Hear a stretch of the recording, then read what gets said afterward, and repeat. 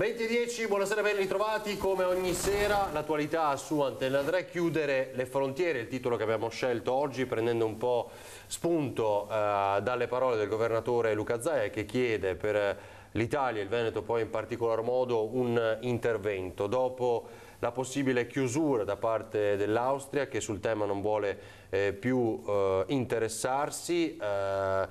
Cita le cifre che tra poco riascolteremo, il Presidente, e dice o tutti fanno la propria parte o nessuno. Intanto saluto gli ospiti. Giuliana Scattolin, buonasera, ben trovata. Buonasera. Segretario metropolitano del Partito Democratico a Venezia, e Otello Bergamo, assessore a Jesolo. Buonasera, ben trovato Assessore. Ovviamente di questo dobbiamo discutere, prendendo spunto, come dicevamo, dalle cifre. Tante le cose di cui discutere questa sera. Avete visto anche il caso di Treviso, che ha colpito moltissimo, è diventato un caso nazionale. Prima di rivedere Zaia volevo chiedervi un commento, anche se non è più prettamente l'argomento di questa mezz'ora che passeremo insieme, però credo abbiate avuto modo, insomma, rapidamente oggi in giornata di vedere, dare un occhio a questa notizia dell'infermiera che faceva finta di vaccinare.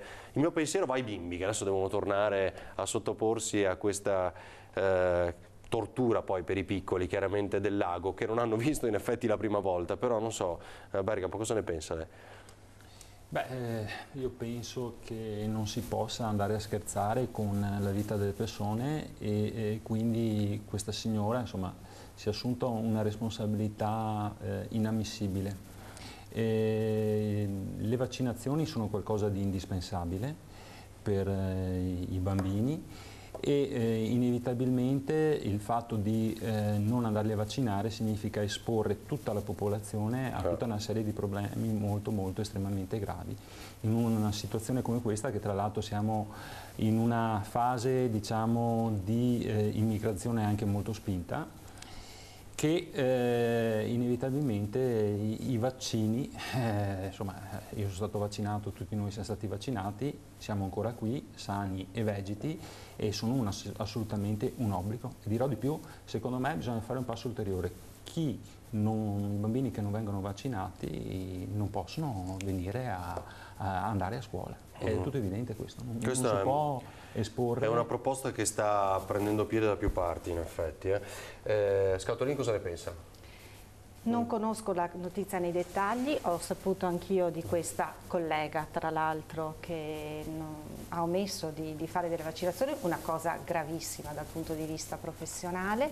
Credo che comunque non ci siano da allarmare per i 500 bambini, perché sicuramente saranno richiamati, sicuramente poi c'è un sistema delle professionalità che saranno in grado di recuperare. Certo è che questo fa pensare sui tipi di disagi che sta vivendo questa società, perché non so se questa signora fosse un'obiettrice o non credo, ma probabilmente... Sembra non esserci neanche una ragione. Cioè sembra non esserci una ragione, e noi abbiamo bisogno, vedete, oltre che di strutture di tecnologia, anche di un sistema di organizzazione del servizio pubblico, del servizio sociosanitario, che metta in moto, e probabilmente sono stati messi in moto, dei sistemi di controllo che assicurino certezze anche per le professionalità che sono in campo, ma sicuramente questo è stato fatto. Poi il tema dei vaccini, io ritengo che, come dice anche Matteo Renzi, sto con la comunità scientifica. C'è la comunità politica e la comunità scientifica, sono due ruoli diversi. Chi si occupa di scienza, chi si occupa di priorità, di investimenti e di controlli in un sistema di mercato dove sappiamo che la ricerca può essere facilitata, alcune ricerche, e altre no. Questa è la responsabilità della politica. Poi le vaccinazioni vanno fatte con sistema, tra l'altro non ha senso quelle di una regione sì, una regione no, ma con i movimenti delle persone che ci sono adesso devono avere un piano non solo nazionale, ma direi addirittura europeo. Senta, quindi da addetta ai lavori che cosa si sente dire alle mamme e ai papà di questi bimbi che adesso dovranno tornare? Ma sicuramente che stiano tranquilli, perché se sono riusciti a capire questa situazione, i direttori di diversi livelli, sicuramente il direttore generale dell'azienda Benazzi, ha la situazione sotto controllo, saranno richiamati e probabilmente saranno rifatte le vaccinazioni. Cioè io confido non siano incorsi in malattia in questo periodo, ma insomma la vaccinazione è una prevenzione, ecco, denunce, non una no? cura. È adesso, possibile che le famiglie arrabbiate poi adesso sarà da vedere cosa è, nessuno credo lo sa in questo momento, ecco, aspetteremo ulteriori notizie. Allora, partiamo dunque con quello che dicevamo a inizio puntata, quindi le cifre che riguardano i migranti, con le parole oggi del governatore Luca Zaia, che Antena 3 ha raggiunto al telefono per capire che cosa sia il suo appello. Vediamo. Più di 13.000 migranti presenti in questo momento nella nostra regione. Il record tocca la città di Padova con 2.531 stranieri. Verona poco indietro con 2.511, quindi Treviso a quota 2.299, ben oltre i limiti. Il report è stato presentato dal governatore Luca Zaia, che lancia il suo ultimatum al governo, chiedendo che fine abbiano fatto i tanto sbandierati accordi con la Libia, considerando poi che nelle ultime ore altri 450 migranti hanno fatto tappa in Veneto. Continuiamo a vedere gli esponenti e rappresentanti di questa maggioranza di governo che vengono a rassicurare i veneti, che danno colpa alla regione, ma si dimenticano di dire che ogni anno 200.000 migranti arrivano in Italia, che le regioni siano rosse, bianche, arancioni, della Lega o di quello che volete, comunque i migranti arrivano. L'Austria intende chiudere la rotta mediterranea ed è pronta a sbarrare le frontiere al Brennero, aggiunge il presidente, ricordando poi come mezza Europa abbia alzato muri, steso reticolati e scoraggiato la via balcanica. È arrivato il momento di dire basta, aggiunge, tutti o nessuno. Non sono assolutamente profughi, visto e considerato che di questi 34.000 e anche gli ultimi 450 in arrivo in queste ore, 8 su 10 di questi non sono profughi, quindi non scappano dalla morte e dalla fame. Altri chiudono le frontiere, noi li apriamo sempre di più. Il presidente parla di balbettii italiani in Europa, cioè di risultati concreti non se ne vedono. Bagnoli, Cona ed ex caserma Serena restano, tra gli altri, punti neri con concentrazioni indegne. Per assurdo il conto non lo paghiamo nell'immediato, magari con qualche aggressione, qualche attività magari di sommosse o proteste che abbiamo visto, che sono già gravi tutti questi fatti, ma lo pagheremo negli anni, quando questi migranti, molti dei quali non troveranno lavoro, non hanno di che vivere, comunque penseranno di essere ancora a casa loro e vivere come a casa loro, il che la dice lunga su quello che ci aspetta. Per riepilogare, quella tabella che avete visto, Scatolini, comincerei da lei, vede per Venezia, giusto per citarne una come quota, il 17,44%, totale in provincia attualmente 2.276 migranti.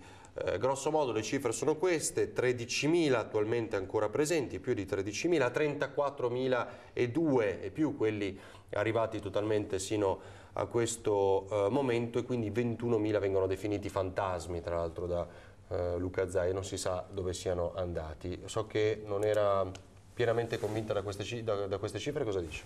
Allora, chiedo un attimo il permesso perché parliamo anche di occupazione e di problemi del territorio, per salutare e ricordare i lavoratori della Ilnor di Gardigiano, sì, certo, che sono in assemblea permanente per difendere il nostro lavoro. Tra l'altro un'azienda con alte professionalità, con una buona produzione, che non ha assolutamente nessun motivo per chiudere, e siamo tutti mobilitati per difendere questa azienda del nostro territorio. Sa che tra l'altro c'era un gesto di solidarietà da parte dei dipendenti dell'Anselmi, che avevano consegnato un bonus, una quota, diciamo, del loro stipendio. Oggi purtroppo una notizia non buona nemmeno per loro, perché una unica offerta per l'Anselmi non va bene, quindi anche quei 120 posti di lavoro non sono ancora al sicuro. Quindi l'Anselmi, che aveva aiutato la Ilnor, adesso ancora più di qualche preoccupazione. È importante stare tutti attenti e impegnarci su un piano di sviluppo. Migranti, cosa ci dice? Perché allora, li sui contesta? migranti, no, non contestavo, dicevo i numeri: 17,44% nella provincia di Venezia, non della popolazione,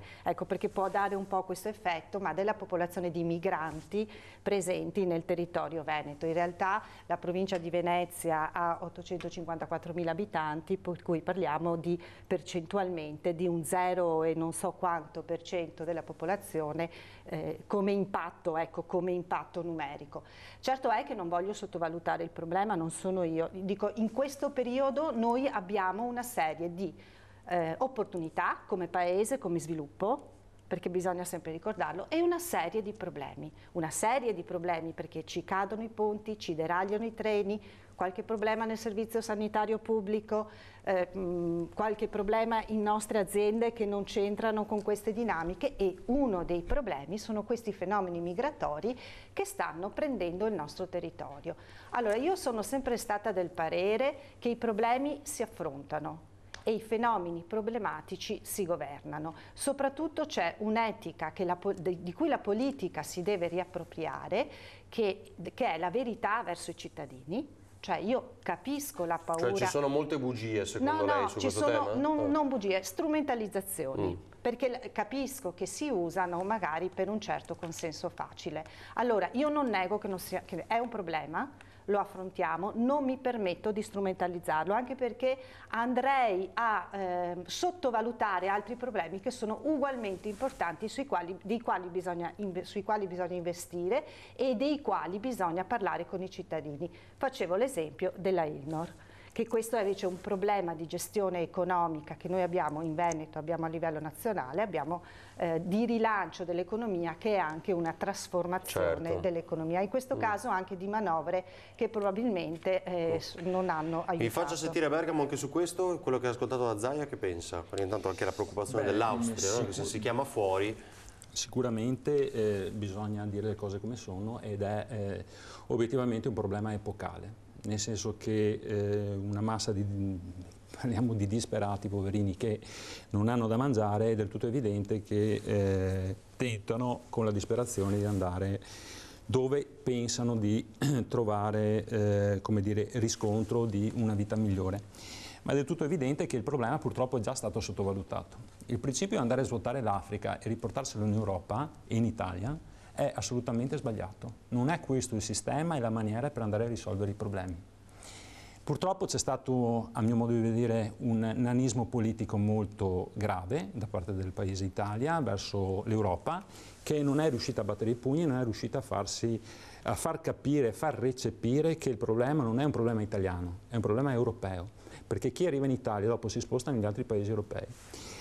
Beh, piace fare i conti precisi. Da ingegnere mi piace fare qualche calcolo, e quindi 34.000 migranti che arrivano ci costano 50 euro al giorno. 50 euro al giorno per in pratica 34.000 migranti vuol dire che in un anno sono 620 milioni di euro di spesa. Con questa logica di continuare a aprire le frontiere e portare tutti qua, è del tutto evidente che lo Stato sta andando al collasso. Ma a lei le pare normale che oggi uno Stato come l'Italia abbia i nostri terremotati, che hanno pagato le tasse qua, che hanno avuto la loro vita qua, che hanno contribuito a sviluppare il nostro paese, sono oggi forse nei container, molti hanno passato del tempo nelle tende, e troviamo gli immigrati che arrivano qua, di cui solo il 20% o poco più hanno diritto di essere qua per motivi umanitari. Viva Dio, noi siamo un paese cattolico, cristiano, e andiamo a accogliere chi è veramente in difficoltà. Ma su quelli che arrivano qua sono in mano le organizzazioni della malavita. Ma mi può spiegare, in Nigeria il reddito medio giornaliero è di $1 al giorno. Come possono questi pagare 3-5 mila euro per arrivare in Italia? Chi gli dà questi soldi? Cosa c'è dietro a questa massa di persone che arrivano? È un problema non solo italiano, ribadisco, è un problema europeo che va affrontato con serietà. Fare terrorismo non è giusto, perché bisogna stare con i piedi per terra, è del tutto evidente, però io penso una cosa, che intanto che noi continueremo a, continuare a sobbarcarci le spese che tutta Europa dovrebbe andarsi a sobbarcare, io mi ricordo quando è scoppiato il problema dell'Albania negli anni 90, la prima cosa che è stata fatta è stata quella, con l'operazione Pellicano, di andare ad attrezzare le coste albanesi e in pratica far sì che non partissero più da là. Qui c'è una madre di tutti gli errori, che è sotto gli occhi di tutti ed è inequivocabile. Dapprima Saddam Hussein, quindi il regime di Baghdad che è stato abbattuto, ha fatto effetto domino su tutto il Medio Oriente, fino ad arrivare alla Libia. Volenti o nolenti, Gheddafi, se c'era ancora lui, li teneva fermi. Ecco, proprio questo è il nodo, nel senso che una delle accuse del presidente Zaia fa riferimento proprio alle ultime parole del ministro Minniti e quindi gli accordi con la Libia. Che fine hanno fatto? Dice che qua ne arrivano quasi il doppio rispetto a quello che si credeva. Il fenomeno non è degli ultimi 2 anni, vero? Ci sono stati degli accordi di Dublino fatti da Maroni per quanto riguarda le modalità della richiesta di asilo a livello europeo, che abbiamo visto che non hanno funzionato. C'è stata una Bossi-Fini che abbiamo visto che non ha funzionato. Ci sta provando Minniti mettendo insieme 2 cose, secondo me con estrema razionalità e intelligenza. Noi garantiamo quelli che sono i diritti umani e il diritto che hanno queste persone di asilo in termini di accoglienza, anche in termini umanitari, perché spero che tutte le carte di diritti umani del Novecento non le buttiamo di fronte alle prime difficoltà, accanto al bisogno di legalità, sicurezza. Mi sembra che il decreto Minniti si sia mosso su questi, quindi più velocità per le pratiche per i richiedenti asilo, non esistono i ricorsi lunghi che c'erano un tempo, non esisteranno più CIE diciamo con grandi accorpamenti ma piccoli accorpamenti, promuoviamo l'accoglienza diffusa, premiamo i sindaci che si prendono carico, e secondo me è importantissimo, di con piccoli numeri integrare e controllare queste persone, e chi delinque, chi non ha diritto, fuori. Cioè rimpatriato. Sì, e stanno velocizzando anche questa cosa qua, mentre ammettiamo anche che fino adesso non possiamo dire che tutta la responsabilità, arriviamo da anni, dopodiché condivido sul fatto, infatti i passaggi sono 3, a livello internazionale, di politiche internazionali, e qui è fondamentale che l'Europa esista come Europa politica e forte. Guardate che io mi rendo conto, altro che alzare muri, noi ci mettiamo come, che ne so, l'impero austro-ungarico con le baionette, che poi è diventato un niente da quello che era. Dobbiamo unire l'Europa, a mio avviso, con i problemi di terrorismo che ci sono in termini di servizi segreti. Cioè unire, non dividere, non alzare muri, quello che Renzi ha sempre detto, va bene Europa, ma non questa Europa. Purtroppo tutti guardano al proprio piccolo e c'è il rischio che di fronte alla vittoria del referendum di Erdogan, voglio dire, gli osservatori internazionali dicono abbiamo dubbi sulla legittimità, Putin e Trump si complimentano, si muovono delle potenze, noi siamo qua che ci dividiamo. Noi abbiamo bisogno di un esercito europeo, non di dividerci. Però siamo lasciati da soli, questo è, diciamo, almeno... Perché manca la politica a livello internazionale. Cioè l'Italia non riesce, è inutile che ci giriamo tanto, l'Italia non riesce a incidere in termini di politica internazionale. Adesso io insomma, non voglio dire nomi e cognomi dei responsabili, perché però è del tutto evidente che un problema così epocale che ma il problema è estremamente serio e grave. Cioè, giustamente la collega diceva c'è un problema di 120 lavoratori che hanno in cassa integrazione, ma il problema è molto grave. Il problema è che lo Stato si sta svenando per l'immigrazione, non è più tollerabile. Senta, poi abbiamo anche la pubblicità, le volevo chiedere, Jesolo ha il progetto SPRAR? No, noi abbiamo la Croce Rossa che in pratica ce l'abbiamo da illo tempore, diciamo, e che accoglie i migranti, però non rientra dentro il progetto SPRAR. Quanti sono adesso? 120. Dopo ci spiega qualche altro dettaglio in più sul dove e come. Ci fermiamo un minuto, tra poco.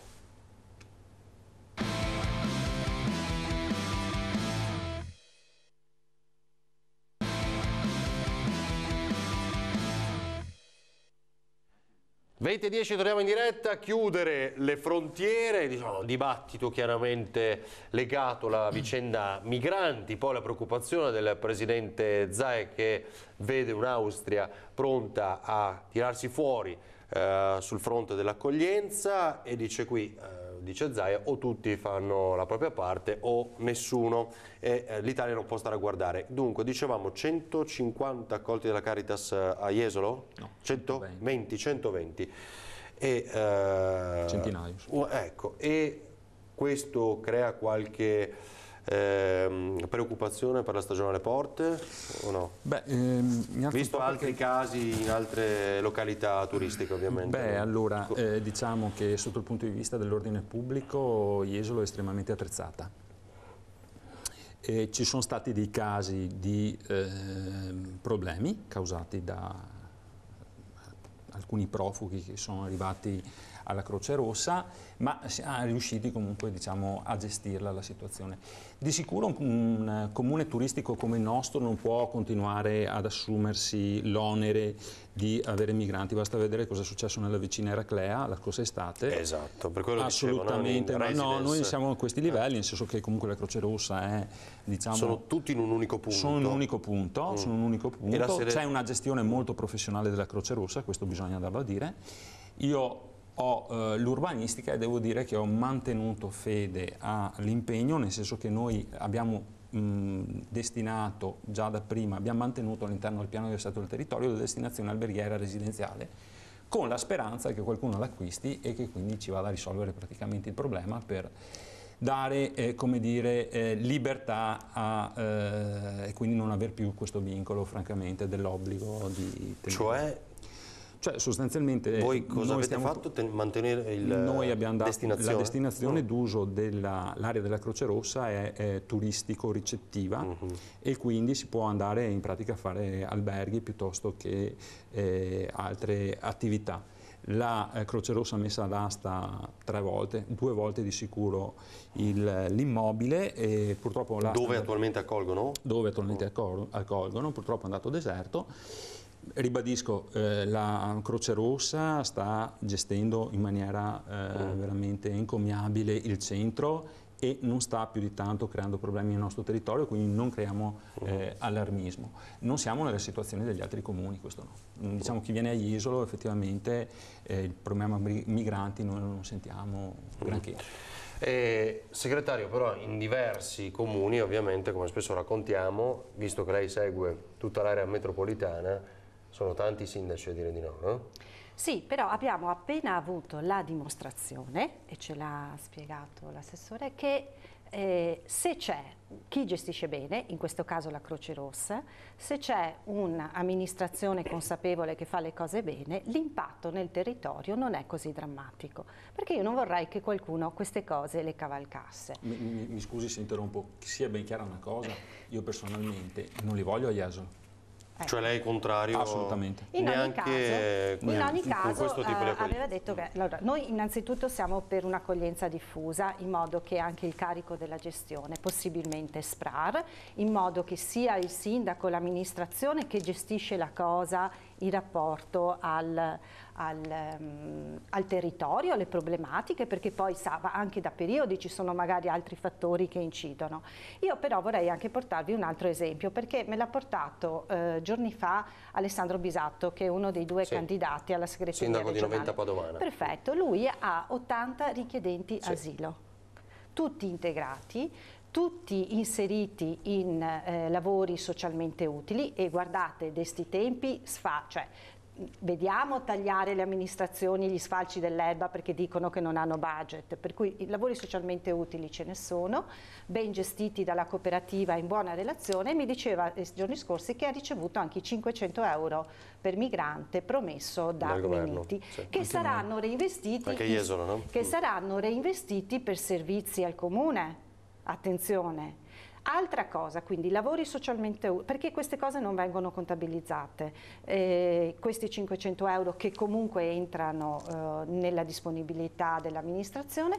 Poi io vi dico una cosa, io siccome le cose le voglio vedere con mano, 2 anni fa ho visitato un CARA a Roma, un CARA di 800 posti, una situazione critica, ho voluto vederla. Allora, al di là dell'aspetto migranti che non vanno messi insieme, che dopo dirò anche una cosa sul fatto degli arrivi, nessuno mi ha mai contabilizzato.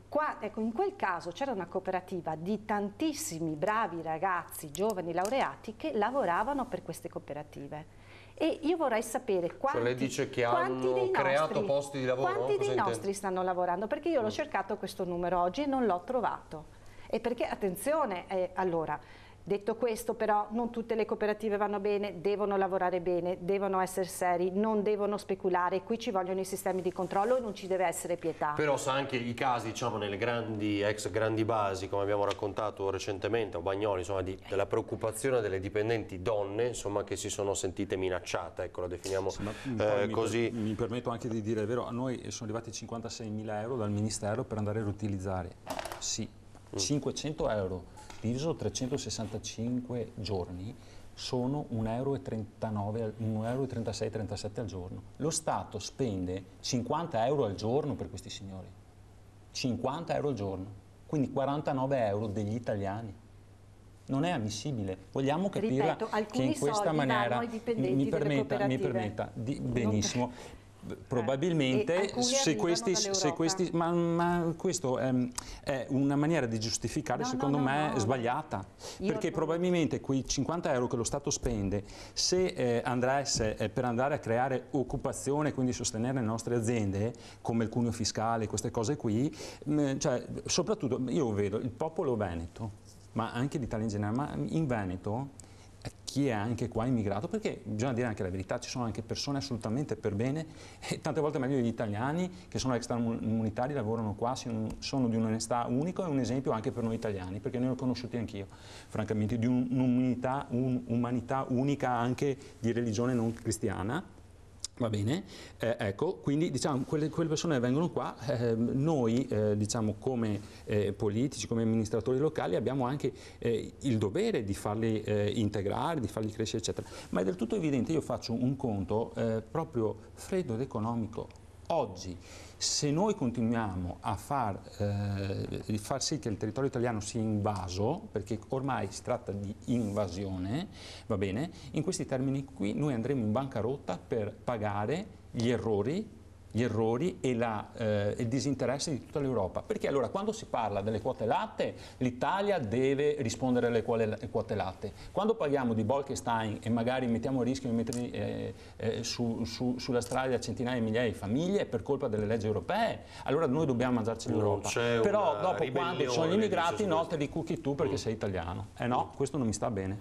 Un flash ancora, poi torniamo da Gisela Scatolin. Su quali opere andranno questi 562.000 euro? No, 56.000 euro. Sì, beh, certo, no. Ero abituato alle cifre di Treviso in effetti, però 56.000 euro vuol dire che sono di più di 120 allora, no, vabbè, ma sono una tragedia con i conti, però mi pare che siano più di 120. Vabbè. Sì, no, ma il conto diciamo sì, non è un conto esclusivamente dovuto adesso. Dettaglio, quindi 56.000 euro per cosa? Illuminazione pubblica, piccoli interventi, perché di fatto... Beh, insomma, diciamo che noi obiettivamente l'idea nostra è comunque di andarli a coinvolgere sullo sfalcio dell'erba, diciamo l'idea del sindaco nostra era quella di utilizzarli là, e i 56.000 euro li andremo a utilizzare nella nostra città, diciamo, per i nostri servizi, insomma. Adesso stiamo indirizzando... Come impiegare queste risorse, diciamo. Esatto.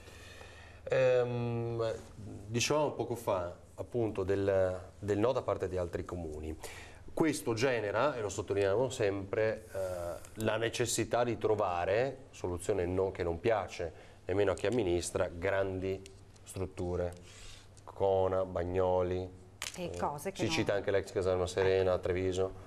Allora, noi siamo contro gli accorpamenti e riunire tutte le persone, assolutamente. Per Cona bisogna assolutamente lavorare perché venga svuotata. Minniti l'ha promesso, adesso di che sapete benissimo ci sono dei passaggi per poterlo fare. Certo, è passato un mese, credo, dalla visita a Treviso, è poco. Ma... speriamo che sì, anzi noi comunque anche del PD stiamo spingendo su questa linea, dicendo queste strutture vanno svuotate, d'altra parte ci vuole un atto di responsabilità per tutti. Allora, io ripeto, esiste il problema, è un problema epocale, nel senso che riguarda questa epoca, in altre epoche abbiamo avuto altri problemi, non credo sia un'invasione, 2000 persone su 800, vabbè. metropolitano siamo Cioè, 854.000 abitanti su 2.200, vuol dire un 0,8%. Ecco, in termini numerici non è un'invasione. In termini di gestione del fenomeno va assolutamente gestito al meglio. Noi abbiamo avuto dei problemi di cooperative che non hanno funzionato. Sono stati fatti degli accordi con la Libia, comunque minniti gli attentati nonostante tutte le difficoltà che ci sono in questi paesi. Bisogna assolutamente andare oltremare per avere dei centri di accoglienza e di smistamento lì, ma lo dico non solo perché non arrivino in Italia, ma perché evitiamo che muoia gente per strada, perché se non è per mare è per i Balcani e da quella parte ne muoiono ancora di più, soprattutto d'inverno, perché magari fa meno notizia, ma c'è anche questo. Sì. E quindi c'è tutto un livello di lavoro internazionale. Chiaro che la politica internazionale deve trovare accordi perché ci siano risoluzioni di pace nei paesi dove ci sono conflitti, risoluzioni di tipo economico perché possano vivere nel proprio paese, perché ritengo che il primo diritto che hanno queste persone è di vivere dove sono nati. Cioè io credo che qualcuno parte per fame, qualcuno parte sicuramente per le guerre, qualcuno parte per un sogno come è stato per noi quelli raccontati da Gian Antonio Stella che hanno lasciato il Veneto nel dopoguerra. Sicuramente per fare quello che fanno, per pagare dei trafficanti come è stato sottolineato e rimetterci quello che non guadagnano, cioè la voglia di andare in meglio. Dobbiamo chiudere un flash? Diciamo che gli immigrati nostri quando andavano all'estero insomma non andavano a fare terrorismo. Ci tengo che c'è anche il viatico. Cioè, sottovalutiamo poi un altro aspetto che non è banale, cioè queste persone chi le controlla? Chi sono? Siamo sicuri che 34.000 che arrivano qua sono tutte con la fedina penale immacolata, sono tutti perfetti? Non lo so, io questa sicurezza non ce l'ho.